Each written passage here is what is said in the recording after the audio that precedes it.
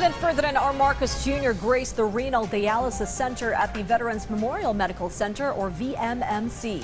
A generous contribution of 150 million pesos was made towards the procurement of a magnetic resonance imaging, or MRI, machine.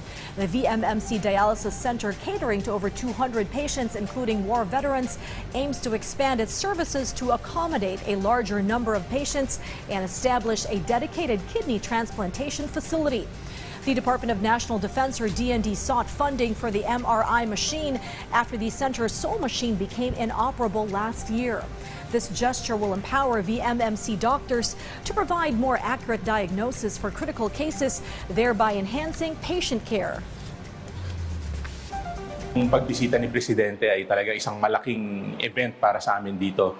Makita niya ang ating hospital, ang kalagayan nito ngayon, at yung mga tao para maramdaman nila at makita nila na talagang si Presidente ay gusto niyang makita ang yung paglago ng itong ating institusyon na to na nag-aalaga hindi lang sa veterano, no?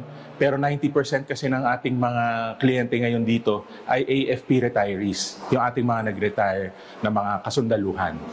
So that will really give the whole hospital at saka ating mga kawani dito, ating mga health workers, ng ganansya. Talaga nakita nila na ang Presidente mismo ang talagang sumilip dito, nangamusta at tinignan ang kalagayan ng ating hospital.